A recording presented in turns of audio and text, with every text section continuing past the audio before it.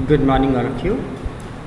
कल हम लोगों ने अपने cop and the anthem chapter में पढ़ा कि हमारा जो कैरेक्टर सोपी है वो ठंड के मारे भी परेशान है और उसके दिमाग में सिर्फ एक ही चीज़ चल रही है कि किसी प्रकार से वो ब्लैकवेल्स आइलैंड में अरेस्ट होकर 3 महीने के लिए चला जाए, जहाँ उसे 3 वक्त का खाना, सोने के लिए बिस्तर, एक कंबल, एक कमरा और सबसे बड़ी बात कोई भी उसको परेशान नहीं करेगा।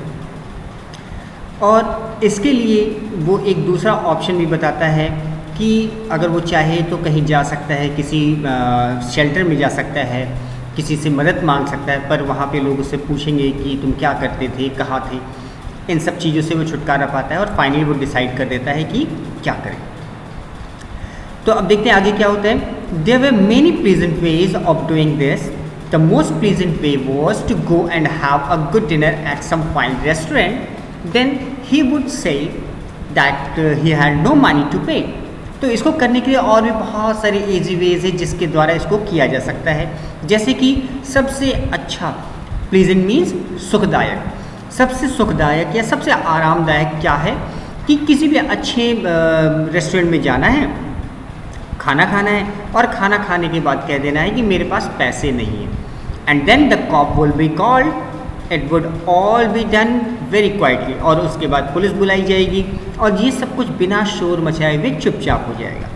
The cop would arrest him, he would be taken to the जज वुड डू द रेस्ट। और पुलिस उसको अरेस्ट करेगी, लेके जज के पास जाएगी और जज बाकी का काम कर देगा। सो बाकी का काम क्या है? जेल भेजने का। Soapy left his seat and walked slowly out of Madison Square to the place where the great street called Broadway and Fifth Avenue meet। अब ये सब दिमाग में सोच करके सोपी अपनी जगह से उठता है और धीरे धीरे मेडिसन स्क्वायर से निकलना शुरू करता है और पहुंचता है एक चौड़ी सी गली में जिसका नाम है ब्रॉडवे। और ये एक चौराहे पे जाके मिलती है जहां फिफ्थ एवेन्यू, यानी ये पॉश इलाके की ओर निकल पड़ता है। He went across this wide space and started north on Broadway। इसको पार करके वो उत्तर की ओर मुड़ करके ब्रॉडवे की ओर चलने लगता है, मतलब चौड़े रास्ते पे चलने लगता है। He stopped at a large and brightly lighted restaurant। This was where the best food and the best people in the best clothes appeared every evening।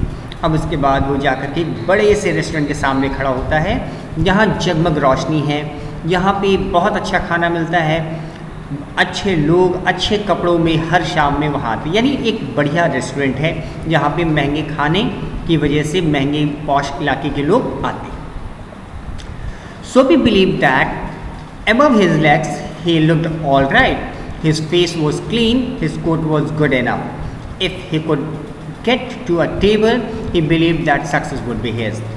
अब सोपी को इस बात का विश्वास होता है, अपने आप में वो ऐसा मानता है कि पैरों के ऊपर का जो उसका पार्ट है वो बिल्कुल ठीक ठाक है, क्योंकि चेहरा साफ सूफ है और कोट भी उसने पहन रखा है, बस नीचे की पैंट वगैरह उसकी शायद फटी हुई है या जूते उसके ख़राब हैं। तो एक बार उसको अगर टेबल मिल जाए, if he could get a table, अगर एक बार वो टेबल में बैठ जाए तो नीचे पैर तो उसके छिप जाएंगे टेबल के नीचे। ही believe that success would be his. और एक बार टेबल पर बैठने को मिल गया तो उसका काम हो जाना है। The part of him that would be seen above the table would look all right। क्योंकि टेबल पर बैठने के बाद जो अपर पार्ट दिखाई देगा वो तो बिल्कुल ठीक ठाक दिखाई दे रहा है, ऊपर कोट पहने हुए हैं, चेहरा भी साफ है। The waiter would bring him what he asked for। और वेटर को जो भी वो ऑर्डर देगा वो लेकर के आएगा, मतलब खाने पीने के जो भी कहेगा वो लेके आ जाएगा। He began thinking of what he would like to eat। अब वो सोचना शुरू करता है कि खाने में क्या खाना है। In his mind he could see the whole dinner।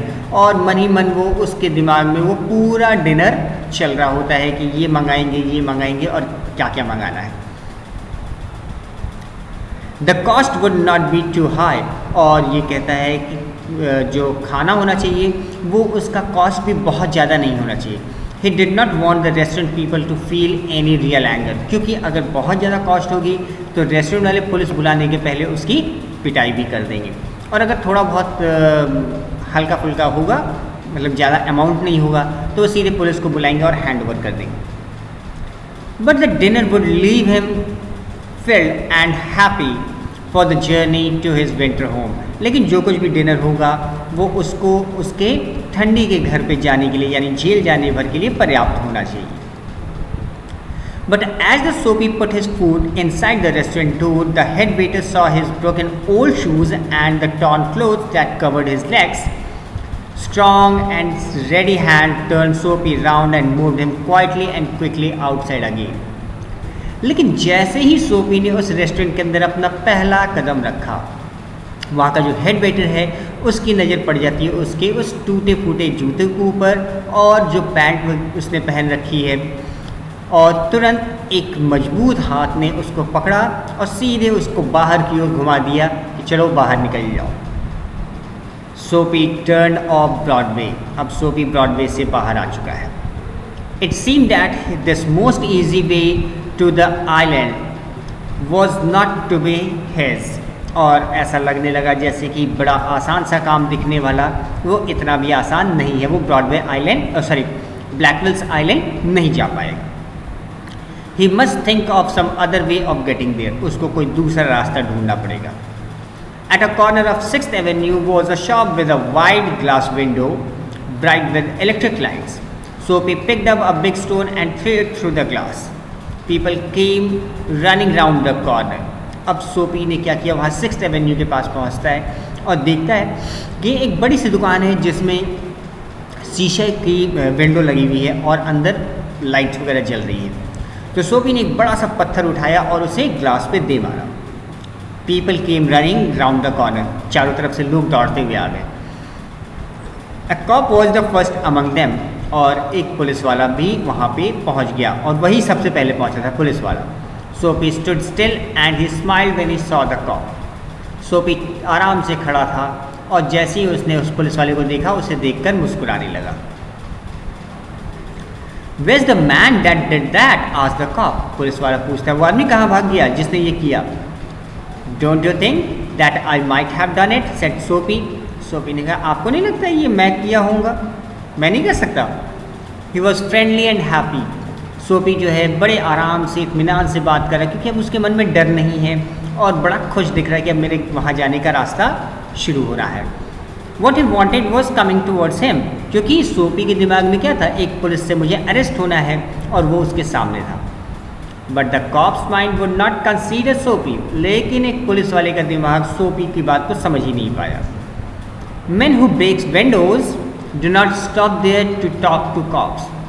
वो पुलिस वाला कहता है कि जो आदमी दुकान का शीशा तोड़ेगा वो यहाँ रुक कर के पुलिस वाले से रुक कर बात करने के लिए रुकेगा क्या? वो तो भाग जाएगा। They run away as fast as they can. वो तुरंत वहाँ से भाग जाएगा जितनी तेज वो भाग सकता है। The cop saw a man further along the street running.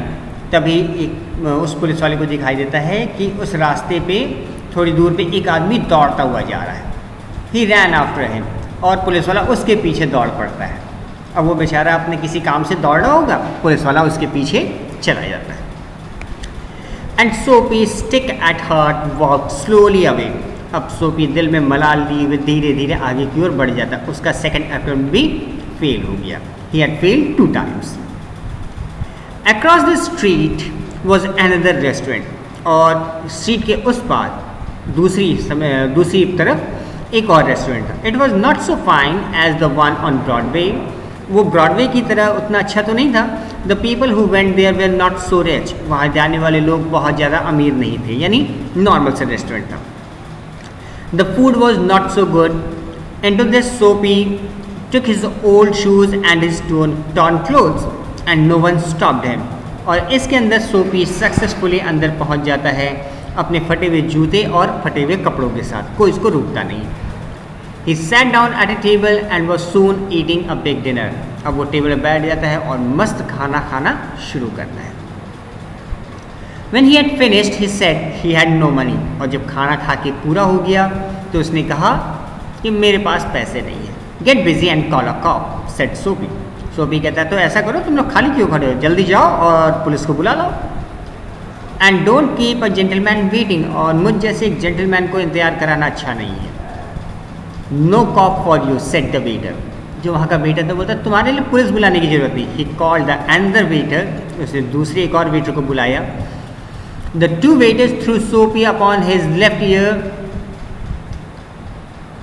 On the hard street outside, और दोनों ने मिल करके उसको उठा करके बाहर सड़क पे फेंक दिया, जहां वो जाके सिर के बल नीचे गिरता है. He stood up slowly, one part at a time, and beat the dust from his clothes. अब वो धीरे से उठता है और उठ करके अपने कपड़ों से धूल झाड़ता है. Prison seems only a happy dream. The island seemed very far. और अब जो जेल का रास्ता है उसको सिर्फ एक स्वप्न की तरह लगने लगता है, क्योंकि कोशिश कर करके वो थक गया है और उसको जेल जाने का मौका ही नहीं मिल रहा है. The cop who was standing near laughed and walked away. एक पुलिस वाला वहाँ खड़ा होकर देख रहा था, वो भी उसको अरेस्ट करने की जगह उसके ऊपर हंसता है और चला जाता है. सोपी स्टार्टेड मूविंग अगेन. सोपी फिर से चलना शुरू करता है. When he stopped he was near several theatres in this part of the city. Streets are brighter and hearts are more joyful than in other parts. अब वो चलते चलते एक स्ट्रीट के पास पहुंचता है जहाँ पे बहुत सारे थिएटर्स थे. थिएटर्स बोले तो सिनेमा घर वगैरह. और वहाँ पे देखता है कि इस जगह पे जो लोग आते हैं यहाँ पे लाइट्स वगैरह बहुत हैं और यहाँ पे लोग हमेशा खुश मिजाज, क्योंकि थिएटर सिनेमा हॉल के आसपास आपको कैसे लोग मिलेंगे, खुश मिजाज में लोग मिलेंगे जो मूवी देखने के लिए आते हैं. Men, women and men in rich warm coat move happily in the winter air. महिलाएं और पुरुष जो है अपने अपने अच्छे अच्छे कपड़े पहन के वहाँ पे खुशी खुशी घूम रहे हैं, इधर उधर आ जा रहे हैं. A sudden fear caught Soapy. No cop was going to arrest him.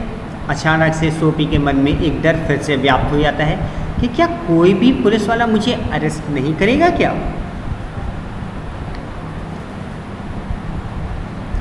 और इस प्रकार से हम यहाँ पे अपने सेकंड पार्ट को भी फिनिश करते हैं, जहाँ पे उसको लगने लगता है कि कोई भी मुझे अरेस्ट करने के लिए आगे नहीं आ रहा है. तो ऐसे केस में अब हम देखेंगे हम अपने थर्ड पार्ट में कि सोपी के साथ क्या होता है.